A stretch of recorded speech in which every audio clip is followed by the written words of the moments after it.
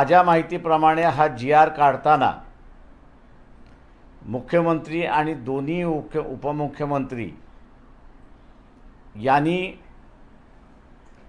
काँग्रेस पक्षाशी, राष्ट्रवादी पक्षाशी आणि उद्धव ठाकरे सेना यांच्याशी सल्लामसलत केला आणि सल्लामसलत केल्यानंतर त्यांचा होकार आल्यानंतर हा जी आर काढला अशी परिस्थिती आहे। याचा अर्थ आहे की इथले राजकीय पक्ष SC/STचं आरक्षण जे आहे हे निकामी झालं पाहिजे असं त्या ठिकाणी पाहत आहेत। कोर्टाच्या निकालामध्ये क्रीमी लेअरची व्याख्यासुद्धा त्या ठिकाणी करण्यात आलेली आहे आणि ती म्हणजे एका कुटुंबाने आरक्षणाचा फायदा घेतला तर तो क्रीमी लेअरमध्ये येतो आणि एकदा का तो क्रीमी लेअरमध्ये आला तर त्याला यापुढे आरक्षण मिळणार नाही अशी असणारी परिस्थिती आहे। वस्तुस्थिती अशी बघितली तर ज्युडिशरीमधले आकडे आपण असं पाहिले तर आदिवासी समूह म्हणजे SC समूह हा फक्त 1.7% एवढाच रिप्रेझेंटेशन आहे, जिथे 7.5% रिप्रेझेंटेशन पाहिजे होतं त्या ठिकाणी फक्त आत्तापर्यंत 70 वर्षामध्ये 1.70% आरक्षण आहे। याचा अर्थ आता हे जे 1.7% कुटुंब आरक्षणाचा लाभ घेतलाय ज्युडिशरीमध्ये आहेत त्याच्यामुळे ते बाद होणार अशी असणारी परिस्थिती आहे। हा निर्णय आम्ही असायला मानतोय की इथली वर्चस्ववादी जी व्यवस्था आहे, मनुवादी जी व्यवस्था आहे, तिला पुन्हा गुलामीचं असणारं राज्य जे आणायचं आहे त्यांनी हा टाकलेला डाव आहे असं आम्ही त्या ठिकाणी मानतोय। जाता जाता आपला मतदार कशा रीतीने वाढेल या दृष्टीने हा जी आर आम्ही असं त्या ठिकाणी पाहतोय। इलेक्शनमध्ये हा जी आर आणि ही आरक्षण हा मुद्दा त्या ठिकाणी राहणार। मेजॉरिटी कोणाला मिळणार नाही अशी असणारी परिस्थिती आहे आणि म्हणून उद्याच्या कालावधीमध्ये नवं सरकार ज्यावेळेस येईल, ज्याला कोणाला नवं सरकार करायचं असेल आणि वंचित बहुजन आघाडीचा पाठिंबा पाहिजे असेल तर आम्हाला या जी आरच्या संदर्भात आणि क्रीमी लेअरच्या संदर्भात अटी त्या ठिकाणी घालाव्या लागतील। शासनाच्या जाता जाता घेतलेल्या निर्णयाचा आम्ही असणारा निषेध करतो आणि अपेक्षा हे बाळगतोय की जे आरक्षित वर्ग आहे, आरक्षणाच्या सेक्टरमध्ये येणारा जो वर्ग आहे, हा सगळा वर्ग ज्यांनी हा जी आर काढला, मग ते काँग्रेस आणि भारतीय जनता पक्ष जे आघाड्या आहेत त्यांनी मिळून काढलेला जी आर आहे त्याच्या विरोधात मतदान करतील अशी अपेक्षा आम्ही या ठिकाणी बाळगतो। आपण आता विचार बीच में सुप्रीम कोर्ट ने क्रीमी लेयर के बारे में और क्लासिफिकेशन के बारे में, वर्गीकरण के बारे में एक डिसीजन दिया था। उस वक्त हम लोगों की भूमिका थी, जो आज भी है, कि क्या इस देश के अंदर आरक्षण में विभाजन हो एक तरफ और दूसरी तरफ जिनको आरक्षण मिला है उनको क्रीमी लेयर में लाने की जो भूमिका है, पॉलिसी है, क्या ये सुप्रीम कोर्ट तय कर सकती है या पार्लियामेंट तय कर सकती है? हम ये मान के चलते हैं कि ये भूमिका पार्लियामेंट ही तय कर सकती है। कोर्ट इसके बारे में कुछ नहीं कह सकता, ना उनको अधिकार है।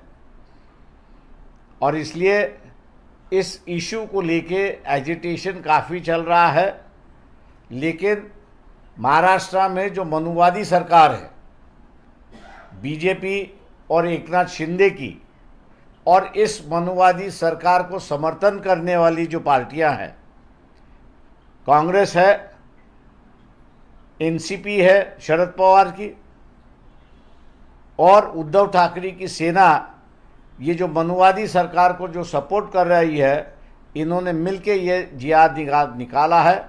इन सभी तमाम पार्टियों का हम निषेध करते हैं और इसको इलेक्शन का मुद्दा हम लोग ज़रूर बनाएंगे।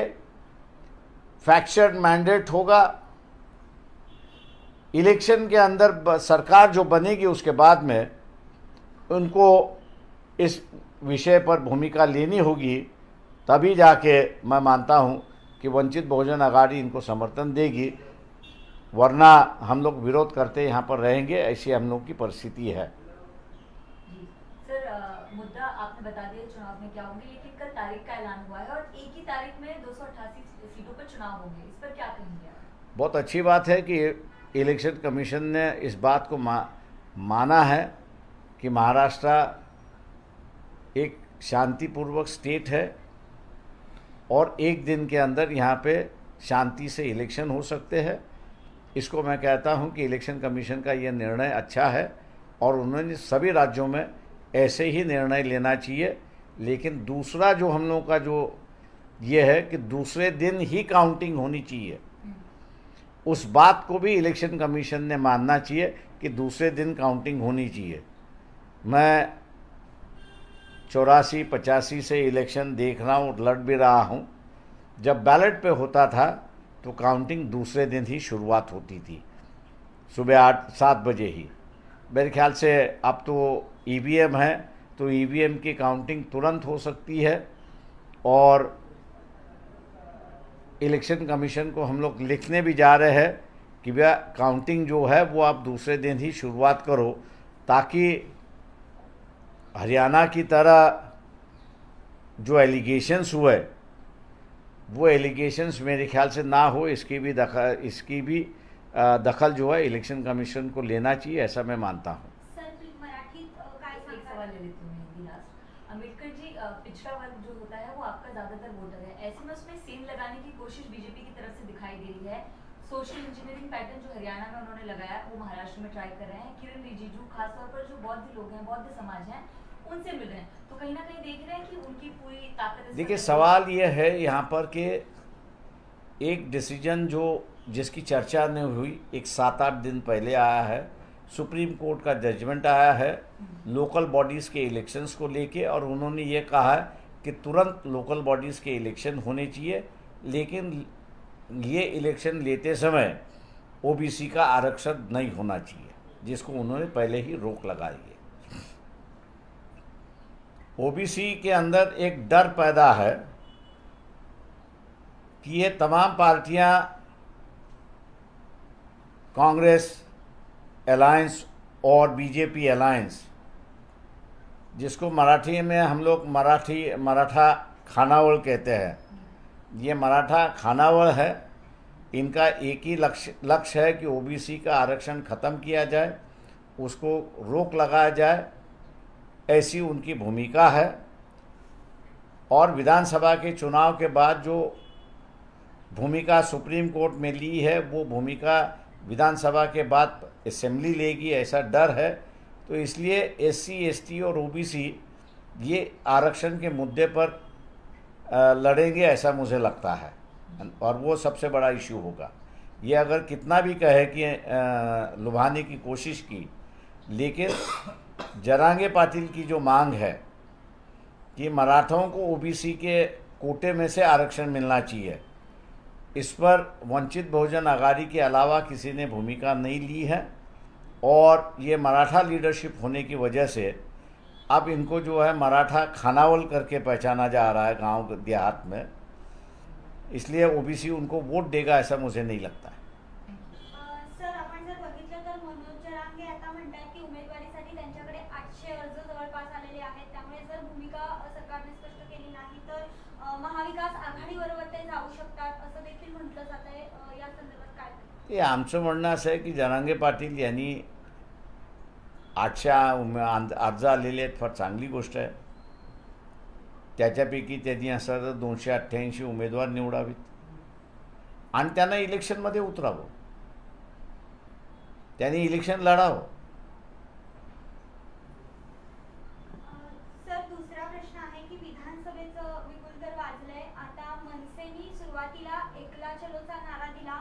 आता जर आपण बघितलं तर काही सीट्सवर महायुती बरोबर ते समेट करू शकतात अशी चर्चा सध्या सुरू झालेली आहे. मला वाटतं जरतरच्या याच्यावरती मी उत्तर देत नाही.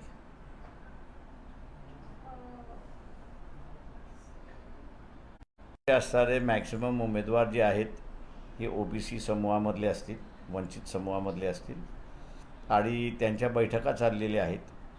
मला वाटतं 1-2-3 दिवसामध्ये आमची फुल यादी बाहेर पडेल. चल, थँक्यू. थँक्यू.